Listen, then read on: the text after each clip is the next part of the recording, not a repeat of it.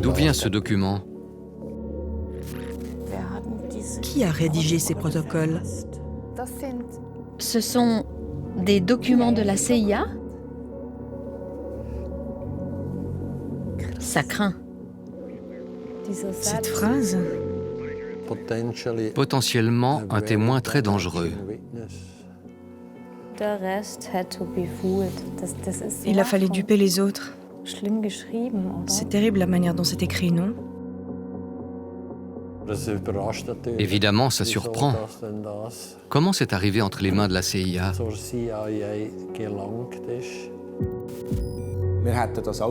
On aurait bien aimé le savoir aussi. Savoir si tout ça a un fond de vérité. Mais on n'a pas réussi à le démontrer.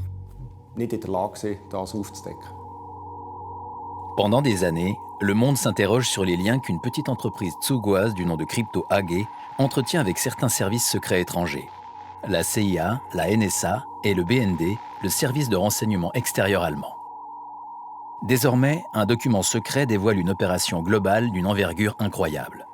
Ce document s'appelle Minerva et il provient des archives de la CIA. L'opération, elle, s'appelle Rubicon.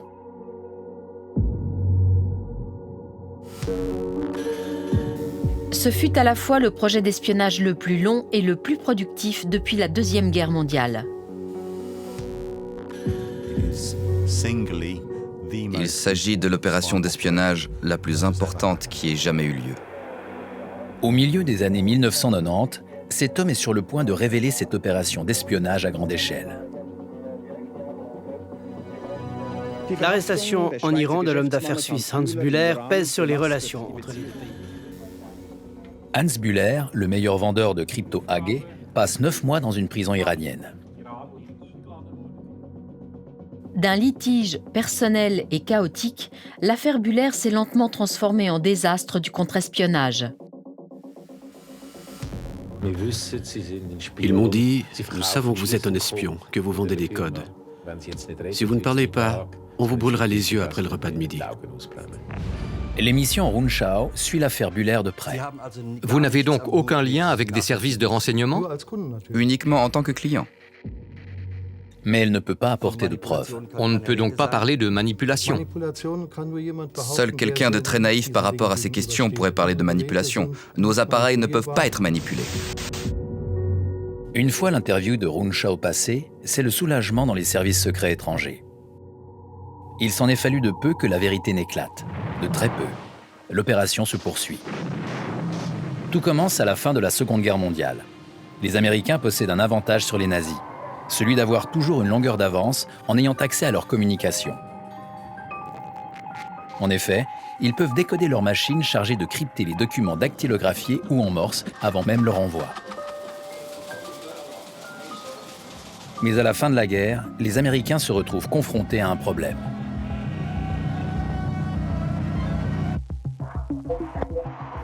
Avant, les services de renseignement américains parvenaient à décoder de nombreuses communications grâce à des procédures mathématiques et à de bonnes connaissances en cryptologie, jusqu'au jour où ils ont appris l'existence d'un génie suédois qui concevait des appareils de cryptage rendant les informations extrêmement difficiles à décoder, voire impossibles à déchiffrer.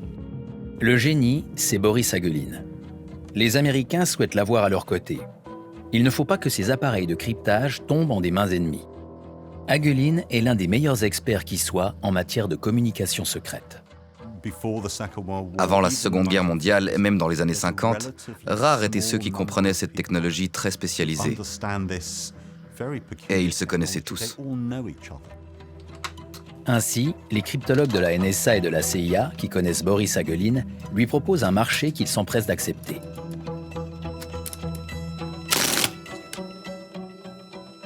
La CIA a contrôlé les ventes mondiales de machines Hagelin de telle manière à ce que les machines les plus sécurisées ne soient vendues qu'à des membres de l'OTAN ou des gouvernements amis. C'est presque comme si un petit nombre de personnes possédait un pouvoir magique et parlait de la façon dont cette magie allait être contrôlée. Ce pouvoir magique, c'est la cryptologie, le cœur d'un appareil de chiffrement. À l'aide d'algorithmes complexes, il permet de coder des informations et de les transformer en un jargon incompréhensible. Le pouvoir appartient à celui qui connaît les algorithmes. C'est ce pouvoir que Boris Hagelin veut donner aux Américains. Il y avait évidemment une raison élémentaire pour son attitude favorable envers les États-Unis. Les États-Unis avaient vaincu le régime d'Hitler. En 1952, Boris Hagelin déménage en Suisse. C'est dans le garage de cette maison, à Zug, qu'il installe le premier atelier de son entreprise qu'il nomme Crypto AG. Il n'a pas uniquement choisi la Suisse pour payer moins d'impôts. Il quitte la Suède à cause de ses restrictions sur les exportations. La Suisse, neutre et libérale, lui semble être le lieu idéal pour développer ses affaires à double face. Quand on était actif dans le business de la cryptographie, il valait mieux bénéficier de la protection d'un pays neutre qui avait peu de scrupules de moralité. La jeune entreprise connaît un essor fulgurant. Les spécialistes les plus pointus conçoivent de nouvelles machines et élaborent des algorithmes complexes. Ces appareils sont vendus dans le monde entier, en Amérique du Sud, au Proche-Orient et en Asie. Les dépôts de brevets se succèdent, l'entreprise jouit d'une excellente réputation. Au milieu des années 60, elle emploie déjà 180 collaborateurs et Hagelin fait construire un imposant siège social à Steinhausen, près de Zug. Travailler chez Crypto AG est un honneur. C'est aussi ce que nous relate Bruno von A, un ingénieur en développement qui a collaboré à la conception d'appareils de chiffrement pendant 27 ans.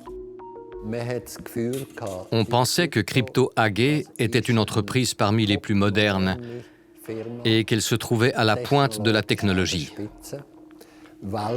Elle jouissait d'une reconnaissance mondiale en tant qu'entreprise de cryptage de haute qualité. La halle de fabrication faisait environ 30 mètres de large sur 50 mètres de long. Les postes de travail disposaient d'un espace d'environ 2,50 m, sur lequel on pouvait notamment mettre un appareil de mesure et déposer tous les plans. On était tous convaincus de travailler pour une entreprise suisse dans un pays neutre et indépendant par rapport aux grandes puissances et de produire des outils très précieux pour le monde. À l'époque, Bruno von A ignore que la plupart des appareils de chiffrement qui quittent l'atelier de Steinhausen possèdent une porte dérobée conçue par Hagelin, le fondateur de l'entreprise, et par les Américains, mais dont les collaborateurs ignorent tout. La qualité Swiss-made se vend très bien. La neutralité de la Suisse était la garantie du succès commercial de Crypto AG. Rapidement, dans de nombreux bureaux gouvernementaux, des ambassades, des quartiers généraux de l'armée, on trouve des téléscripteurs et des installations de radio protégées par les appareils de chiffrement Crypto AG. Le ciel est une source d'information pour les espions d'aujourd'hui. À l'aide de leur avion de reconnaissance et leur immense oreille blanche, les Américains récoltent quotidiennement des messages secrets. Ils sont capables de décrypter et lire toutes les informations codées par des appareils de chiffrement de Crypto AG. En 1967, le programme avait dépassé les attentes les plus folles de son inventeur.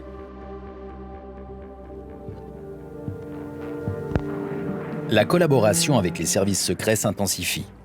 La NSA et la CIA s'immiscent désormais dans la conception même des nouvelles machines. Ils développent des algorithmes que Crypto AG intègre. À la fin des années 60, Boris Hagelin a largement dépassé l'âge de la retraite. Il se demande ce qu'il adviendra de son entreprise et des accords secrets. Bo Hagelin Jr. était évidemment un successeur tout désigné, mais il a laissé entendre très clairement qu'il ne poursuivrait pas les affaires troubles de son père. Bo Hagelin dirige les affaires nord- et sud-américaines de l'entreprise. Il n'est pratiquement jamais présent et il fait régulièrement état de ses réticences.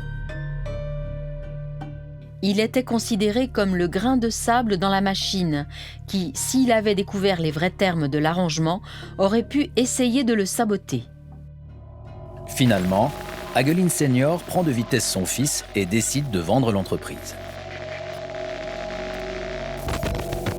C'est le début d'une lutte d'influence entre services secrets. Entre la CIA américaine, le BND ouest-allemand et les services de renseignement français. Arrive finalement ce dont tout le monde se doutait jusqu'à aujourd'hui, mais sans jamais avoir pu en apporter la preuve. les documents secrets appelés Minerva font enfin la lumière sur cette affaire. En 1970, les services secrets ouest-allemands et la CIA achètent conjointement la société Crypto AG à Steinhausen.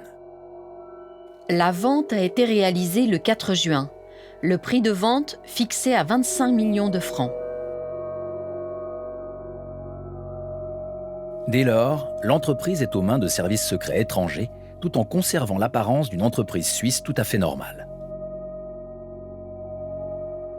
Un coup d'œil au registre du commerce montre que Boris Hagelin se retire avec effet immédiat de toutes ses fonctions et que la procuration de son fils Bo est supprimée.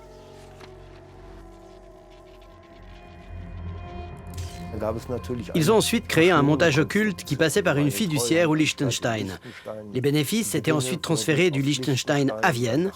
Là, des collaborateurs du BND venaient en chercher la moitié en liquide pour la remettre à des collaborateurs de la CIA dans un garage souterrain de Munich, comme dans les films de série B. Hagelin Jr. vivait en Amérique du Sud à cette époque. Il était apparemment le seul à connaître cette association entre la CIA et le BND et à s'y opposer. Mais en novembre 1970, Bo est mort dans un accident de voiture, 5 mois seulement après la vente. Il n'était désormais plus nécessaire d'être aussi prudent devant le conseil d'administration de Crypto quant aux arrangements de propriété. Même le vice-président du BND est parti du principe que Bo Hagelin n'avait pas eu un accident, mais qu'il avait été la victime d'un meurtre commis par un service de renseignement. On raconte qu'Hagelin Senior a tenté d'éclaircir les circonstances de la mort de son fils pendant de nombreuses années, sans jamais y parvenir. Jusqu'à ce jour, l'opération Minerva reste recouverte d'une chape de silence difficile à percer. Le premier et le seul à parler est Bernd Schmidbauer, l'ancien ministre en charge des services secrets sous le chancelier Helmut Kohl.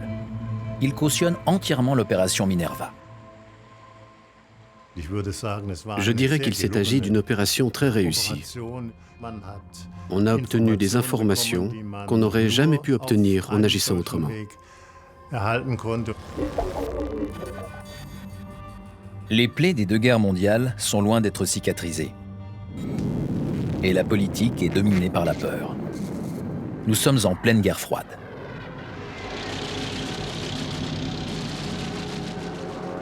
Il est crucial d'obtenir des informations et de connaître les projets secrets de l'ennemi.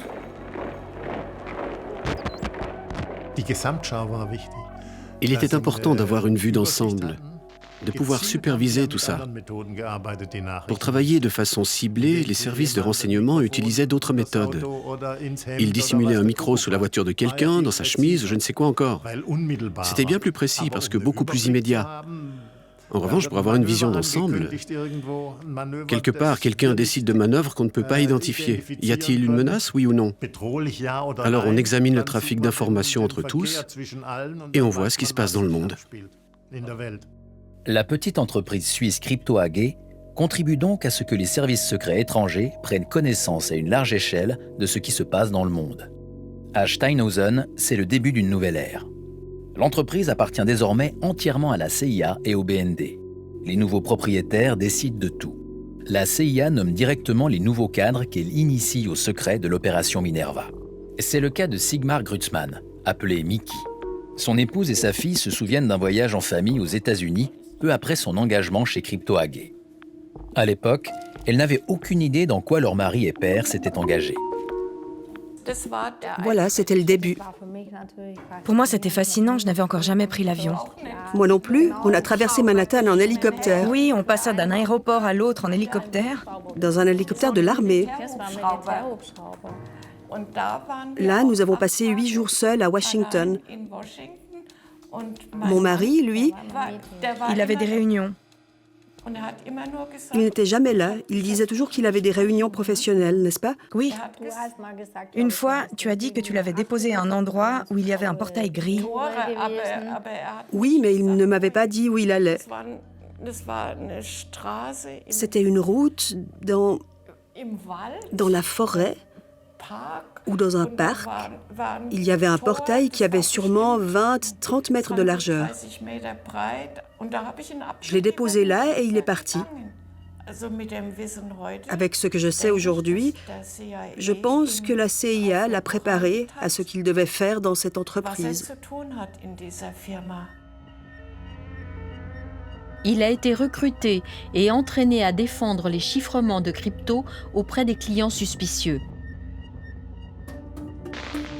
Mickey Grutzman et ses collègues de la direction de l'entreprise visitent des clients dans le monde entier. Syrie, Afghanistan, Pakistan, Égypte. Ensemble, ils leur font croire qu'ils représentent les appareils de chiffrement les plus sûrs du marché. Et ça marche. La crypto-AG a de plus en plus de succès. Personne n'a jamais douté de la bonne réputation de crypto. Le fait que ces appareils ont pu être écoutés a donc eu des répercussions à travers le monde. Tout d'abord au Chili. Des documents déposés aux archives fédérales démontrent qu'au début des années 70, les services secrets chiliens achètent des appareils de crypto-AG pour un demi-million de francs. Depuis peu, un gouvernement élu démocratiquement est au pouvoir. Sous la présidence de Salvador Allende, ce gouvernement de gauche fait confiance aux appareils de cryptage fabriqués dans ce pays neutre qu'est la Suisse pour communiquer de façon confidentielle. Mais les États-Unis ne veulent pas d'un gouvernement socialiste dans leur arrière-cour. En 1973, par des actions variées, la CIA soutient un coup d'État militaire. Des experts estiment que l'écoute des appareils de crypto a constitué un avantage important pour les États-Unis. Le coup d'État fonctionne. Du jour au lendemain, le Chili devient une dictature. Le pays subit durant des années le régime totalitaire et violent d'Augusto Pinochet. Les opposants au régime sont torturés, enlevés, assassinés. Les informations que les Américains et les Allemands peuvent récolter grâce à l'écoute des appareils de chiffrement de crypto aident ces grandes puissances à façonner le monde à leur idée.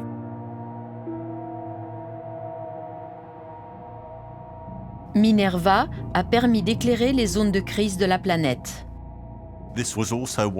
C'était aussi l'une des opérations les plus audacieuses, les plus scandaleuses, car une bonne centaine de pays dans le monde entier ont payé des milliards de dollars pour se faire voler leurs propres secrets.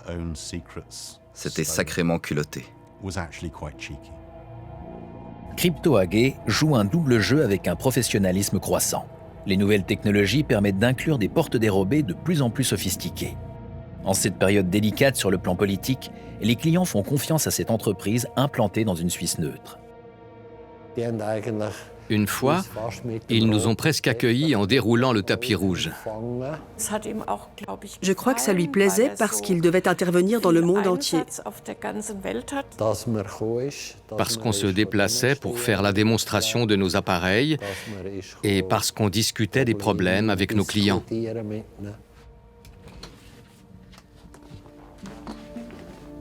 Malaika Hug conserve un vieil appareil de chiffrement en souvenir de son père, Rudy Hug, qui a été vendeur chez Crypto-AG pendant de nombreuses années. Lui aussi décrivait le bon accueil réservé par des généraux et des officiers.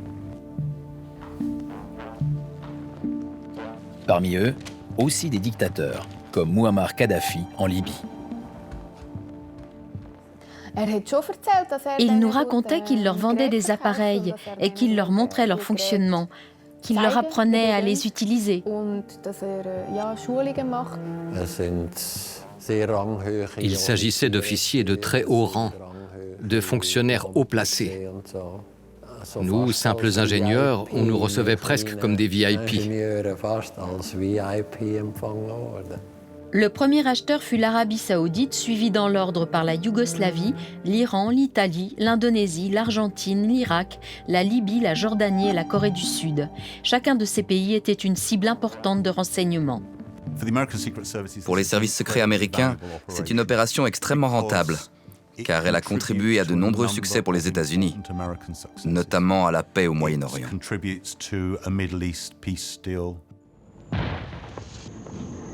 On est en 1978. Le conflit israélo-arabe s'envenime. Israël et l'Égypte se regardent en chiens de faïence. Les négociations entre les deux pays sont difficiles. Jusqu'à ce que les États-Unis interviennent. Jimmy Carter invite le président égyptien Anwar el-Sadat et le premier ministre israélien Menahem Begin à Camp David. Vous avez d'un côté Menahem Begin, de l'autre Anwar el-Sadat, qui se détestent cordialement, qui refusent de s'adresser la parole, qui sont logés dans des lieux différents, accompagnés de leurs délégations respectives, et qui communiquent par messages interposés. Jimmy Carter a pour tâche de les réunir. Bien sûr, l'Égypte n'était pas seule dans le monde arabe et elle devait s'assurer de l'accord de certains États, comme l'Arabie saoudite ou d'autres États de la Ligue arabe. Jusqu'où pouvait-elle aller dans les négociations? Tous ces échanges passaient par des communications diplomatiques. En d'autres termes, Jimmy Carter joue au poker, mais il est le seul à voir toutes les cartes. Tant attendu, la paix au Proche-Orient semble enfin sur le point de se conclure. Et Jimmy Carter en est le héros. À ce propos, on peut lire à la page 56 du document Minerva: Dans quelle mesure était-il précieux de pouvoir lire le courrier diplomatique égyptien durant les négociations entre Israël et l'Égypte à Camp David en 1979? La vraie réponse, c'est que cela n'avait pas de prix. À cette époque, les États-Unis renforcent leur rôle de gendarme du monde que de nombreux pays leur délèguent volontiers. Les Américains étaient super. À l'époque, on était tous convaincus que l'Ouest était bon. Les Américains étaient encore une nation qu'on portait au nu. À Steinhausen, la plupart des collaborateurs sont encore persuadés qu'ils produisent les appareils de chiffrement les plus performants du monde. Parfois, le directeur arrive avec des plans de construction en disant « Voici à nouveau des plans envoyés par Dieu », puisqu'il ne peut pas révéler la provenance des calculs mathématiques et des algorithmes. Mais certains collaborateurs commencent toutefois à trouver ça bizarre.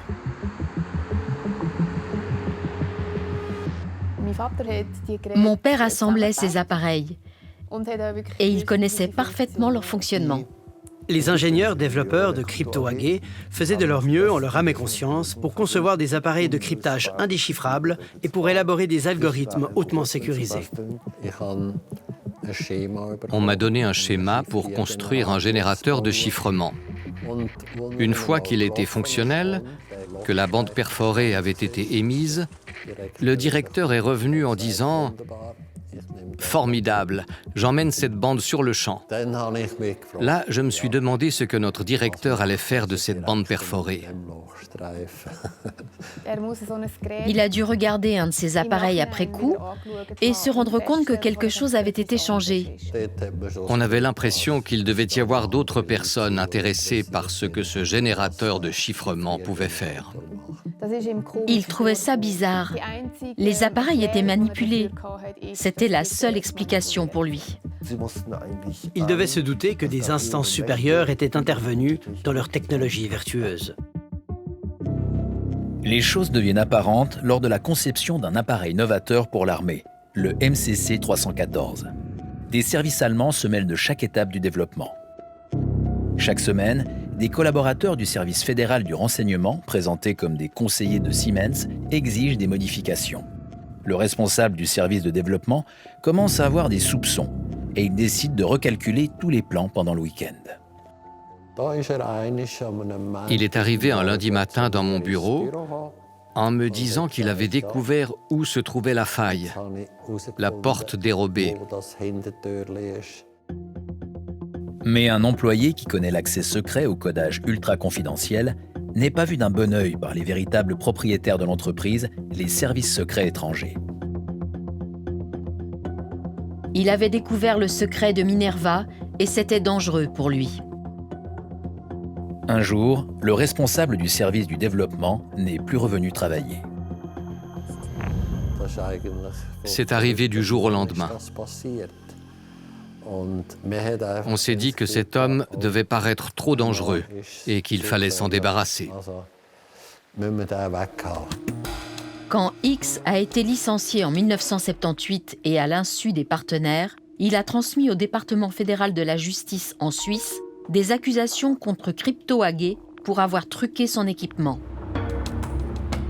À supposer que les autorités fédérales n'étaient pas au courant depuis longtemps, elles apprennent au moins à ce moment que des services secrets étrangers font de l'espionnage en passant par une entreprise suisse. Quelle est la réaction des autorités suisses? Prennent-elles ces accusations au sérieux? S'en inquiètent-elles? Nous avons cherché des réponses dans les archives fédérales et avons trouvé ce document dans le secteur des fiches.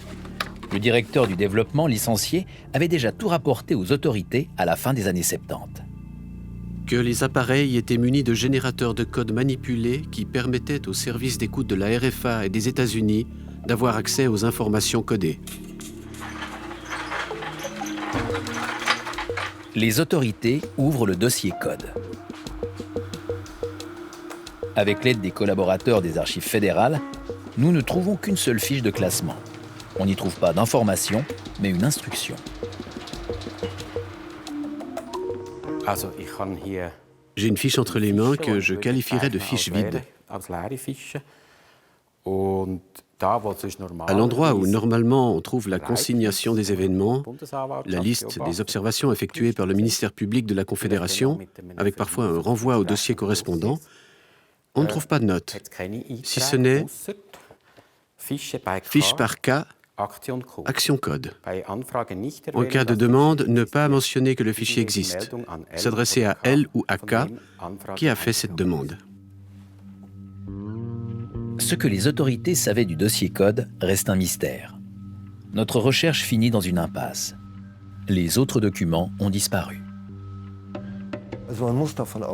On peut supposer que les services de renseignement suisses connaissaient très bien l'influence du BND et de la CIA sur Crypto. En effet, la police fédérale enquête sur les accusations formulées par le directeur du développement licencié par Crypto AG. C'était avant que je travaille ici, entre 1977 et 1979. Un pays nous a prêté un appareil censé avoir été manipulé. La police fédérale a pu faire une analyse cryptologique et le résultat de l'enquête a révélé qu'il n'y avait pas d'indice de manipulation.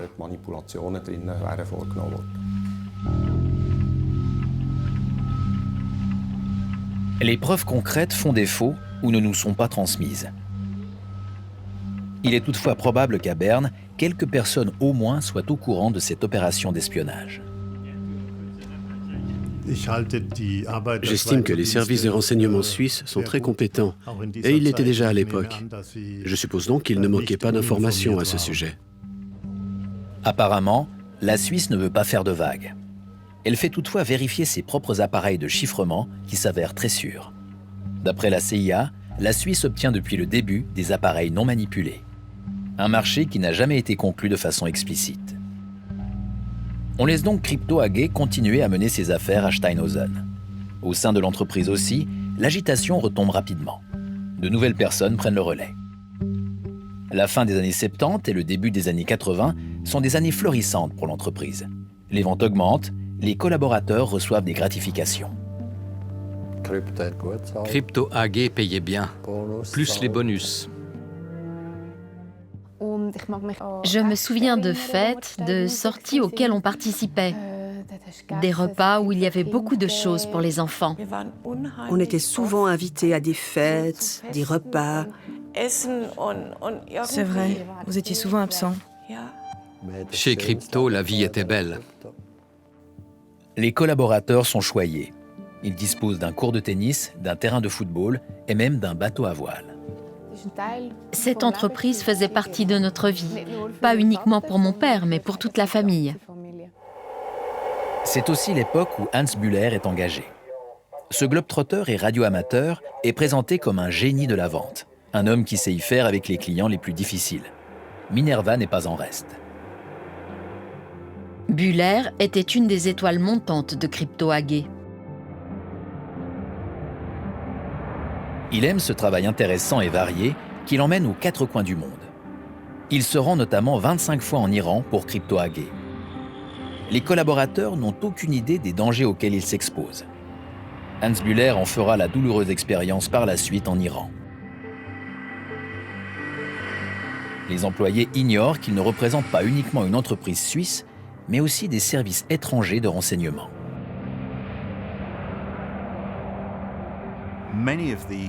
La plupart de ces responsables des ventes ignorent tout de ces opérations.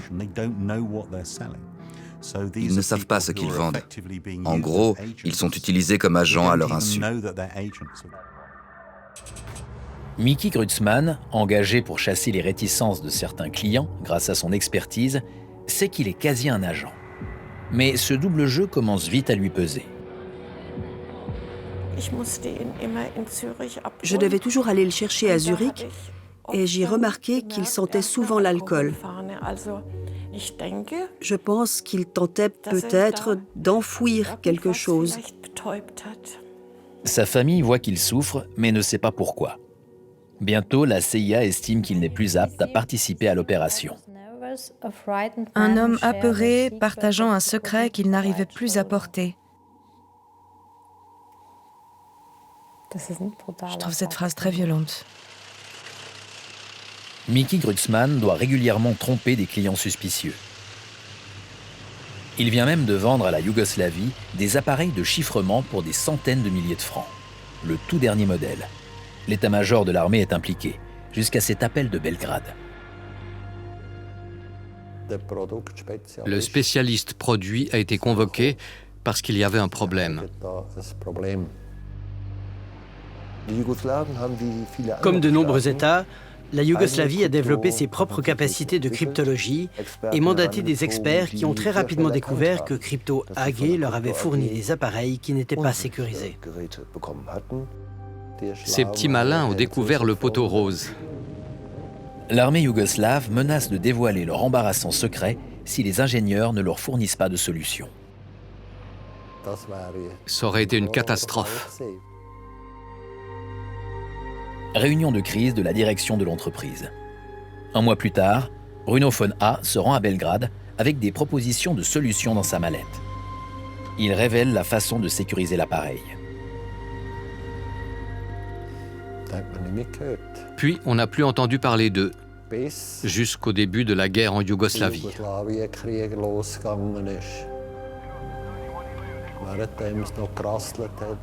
Pendant que la guerre faisait rage, un membre de la direction est revenu vers moi en me demandant sous quelle forme on avait livré les appareils en Yougoslavie. J'ai immédiatement pensé que certains services d'écoute avaient tenté d'entrer dans le système et que ça ne marchait plus. C'est au plus tard à ce moment-là que Bruno von A comprend que d'autres forces, et non des moindres, sont impliquées.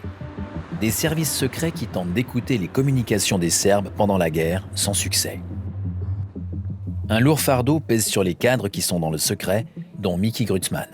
Lui sait exactement ce qui se dit dans l'antichambre et connaît les enjeux cachés. Il devait justifier que tout se passait bien. Il devait mentir, c'était son rôle. Il n'y arrivait pas. C'est ça qui l'a brisé. Inadéquat. Mickey Grutzman ne résiste pas à la pression. Il est licencié. À ses proches, il explique seulement qu'il ne supporte plus les tromperies des Américains. Plus tard, ici à Stuttgart, il a fini par dire que Crypto collaborait avec le BND et la CIA. Hormis le fait d'être poussé à mentir, Mickey Grutzman ne supporte plus que ses actes puissent avoir des conséquences sur la politique mondiale. Les appareils qu'il vend se trouvent subitement au centre des conflits. S'ajoute à cela que les commanditaires des opérations ont de moins en moins de scrupules. Les appareils de Crypto AG sont maintenant aussi vendus à des pays amis. Le Vatican, l'Italie, l'Irlande, l'Espagne et même l'ONU.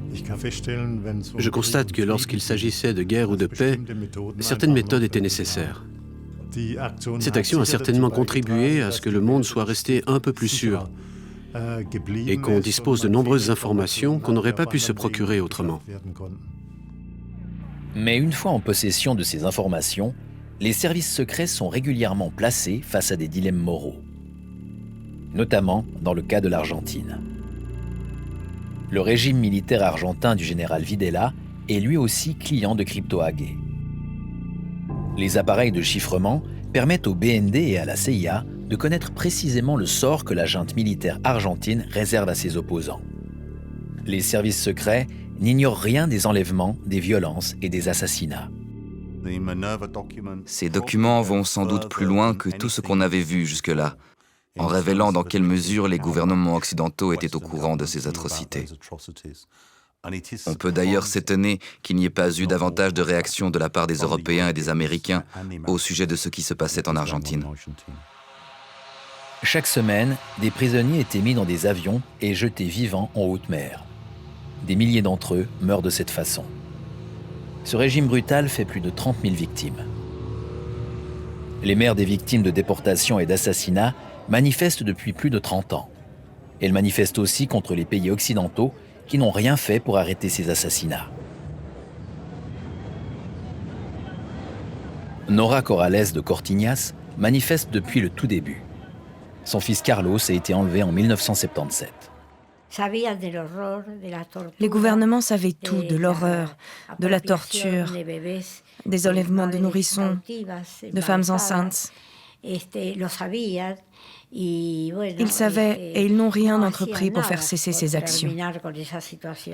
La dictature a duré 8, presque 9 ans, à cause de la complicité de ces pays qui ont fait des affaires avec la dictature sur le plan civil, religieux et économique. Son fils n'a jamais été retrouvé.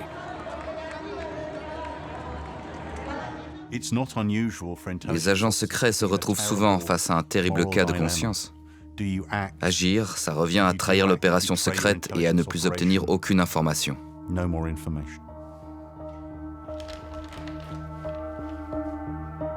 Rudy Hoog est très conscient.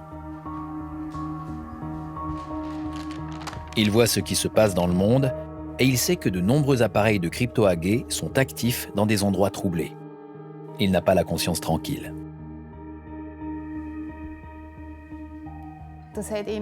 Finalement, ça le travaillait et ça le préoccupait tellement qu'il ne se sentait plus à son aise.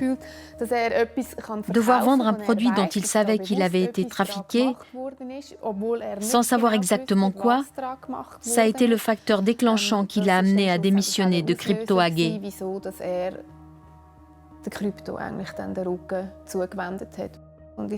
Rétrospectivement, compte tenu de tout ce qui est arrivé, je suis contente qu'il ait pris cette décision.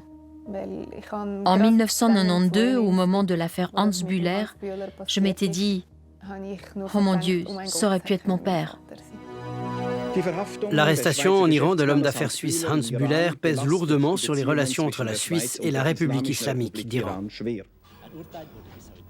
Hans Bühler, le vendeur vedette, rend une visite de routine à l'un de ses plus vieux clients, l'armée iranienne.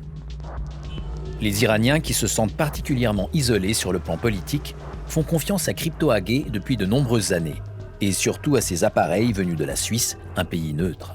La cible la plus lucrative dans l'utilisation de cryptage truqué était l'Iran. La cible iranienne était déchiffrable à 80-90% grâce à l'empressement des Iraniens à acheter chez Minerva. Après une présentation d'appareils de chiffrement, Hans Bühler est incarcéré dans une prison militaire où on l'interroge de façon intensive. On lui reproche de faire de l'espionnage. Pour les employés de Crypto AG, c'est un choc. D'autant plus que l'entreprise ne semble pas se préoccuper beaucoup du sort de Bühler, en apparence. Nous avons d'abord veillé à ce qu'Hans Bühler puisse avoir un avocat et des meilleures conditions de détention en Iran.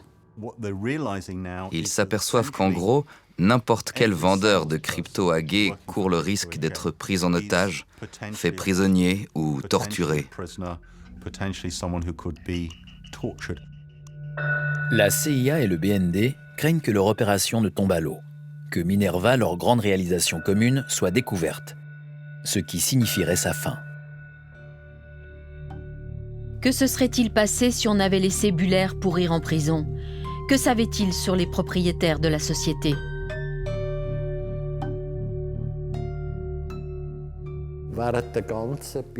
Durant toute l'affaire Bühler, je me suis dit sans arrêt « Heureusement que M. Bühler ne sait rien des détails et des coulisses.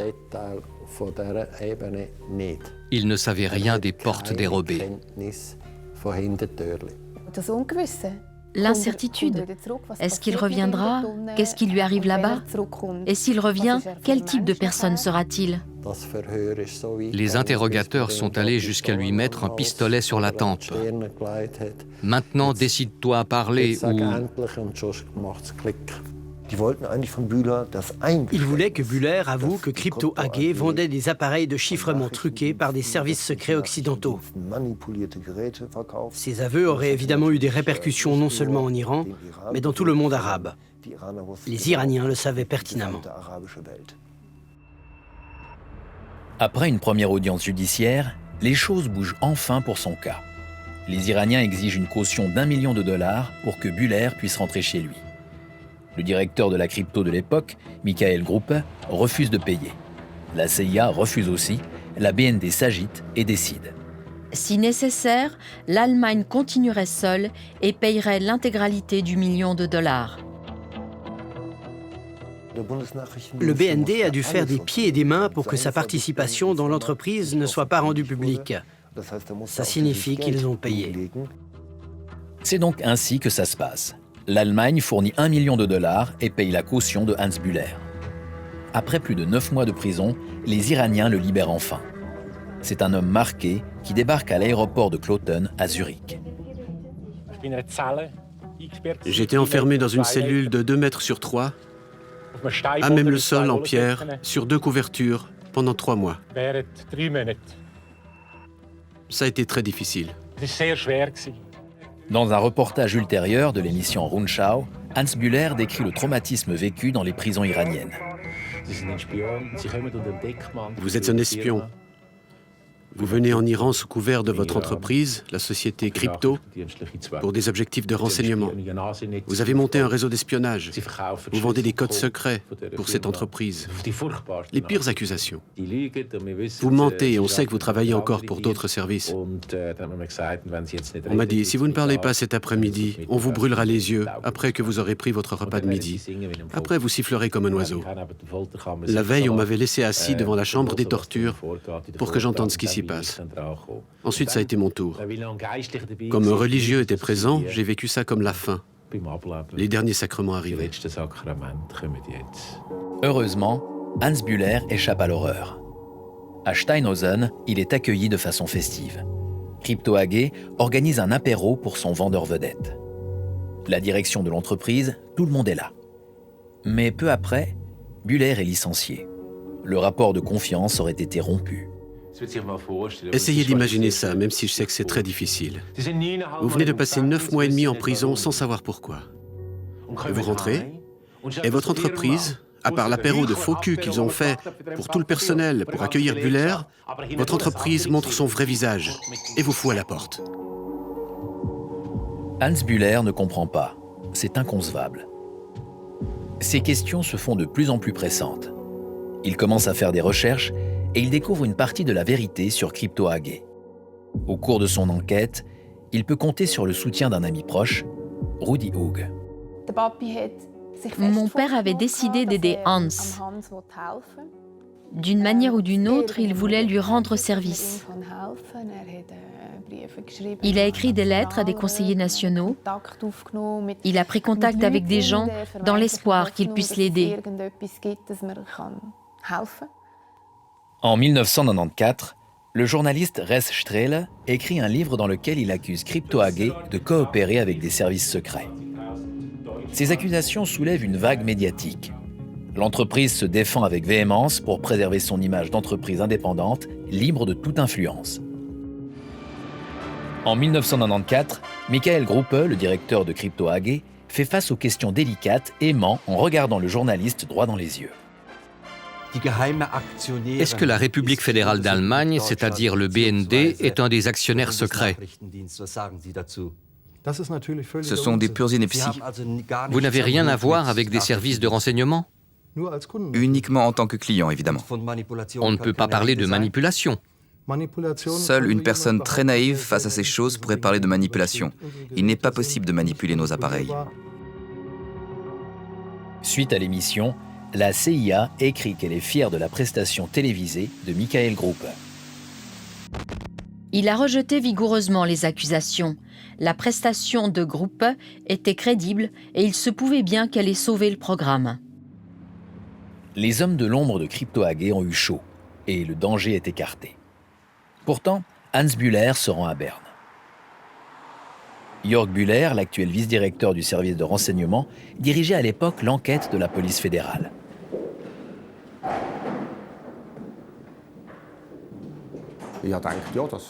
J'estimais qu'il s'agissait d'une accusation de poids qui méritait d'être investiguée avec soin. La police fédérale diligente une enquête préalable et rencontre 20 collaborateurs, anciens ou toujours en place. Bruno von A, qui a été convié à un entretien d'information dans un café, se trouve devant un dilemme épineux.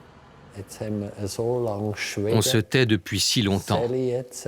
Faut-il que je parle ou ne vaut-il mieux pas? Si je parle des portes dérobées, je nuis à mon entreprise. Si je me tais, ça n'aidera pas Bühler.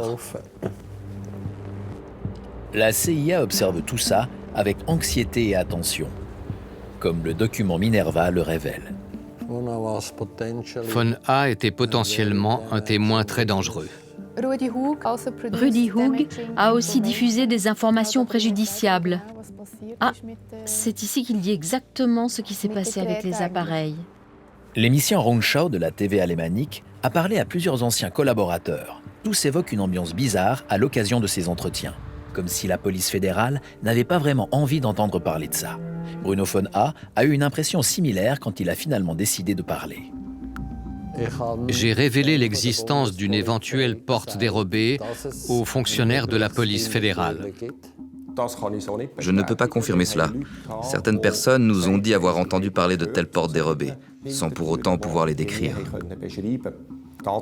Dans les faits, personne n'a pu ou voulu nous donner un renseignement précis. Hormis les rumeurs et les on-dit, il n'y avait pas suffisamment d'indices. J'ai dit aux policiers de la Confédération qu'une éventuelle porte dérobée existait et que si le ministère public pouvait me garantir qu'il pourrait empêcher Crypto-AG de se retourner contre moi, s'il pouvait me garantir ça, je témoignerais.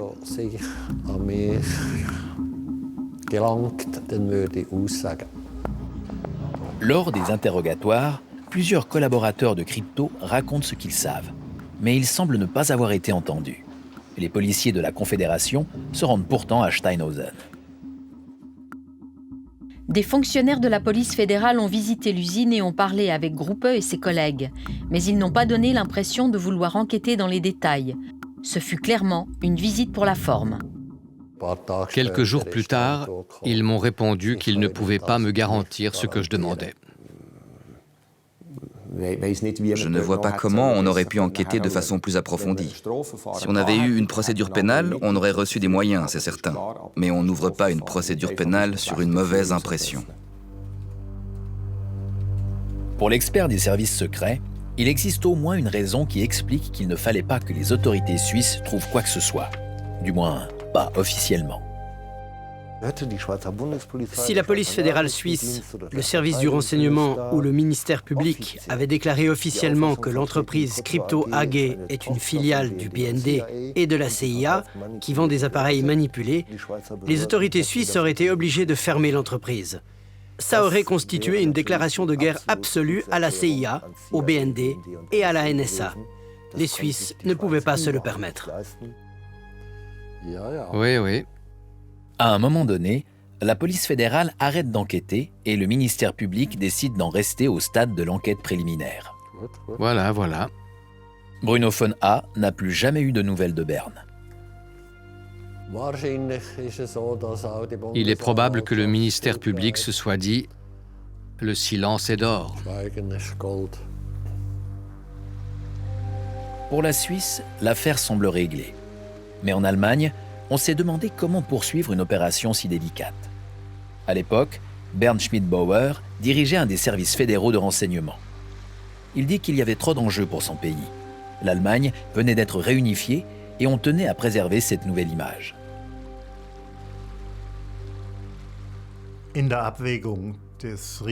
En mesurant les risques liés à de telles mesures, avec l'émergence d'un principe d'honnêteté entre les États et en considérant une diminution de la menace, nous avons pris la bonne décision en décidant d'explorer de nouvelles voies et en renonçant à poursuivre ce type d'opération à l'avenir. En 1993, le service fédéral du renseignement ouest-allemand vend sa part à la CIA, qui se retrouve propriétaire unique de l'entreprise. À Zurich, Hans Bühler doit se justifier devant le tribunal. Crypto AG veut lui interdire de recommencer à porter des accusations publiques à son encontre. Un jour avant les négociations définitives, un accord extrajudiciaire est conclu. On achète son silence. Depuis, on ne l'a pratiquement plus entendu. Le père de Malaika Hug a continué longtemps à se battre pour que la lumière soit faite sur le sombre secret de Crypto AG. Il est mort il y a 4 ans. Il avait, comment dire, il avait un sens de la justice très aigu. Ça l'a préoccupé de ne pas avoir réussi à faire éclater la vérité. Oui. Mickey Grutzman meurt jeune. Brisé par son activité chez Crypto AG, il ne s'en remettra jamais.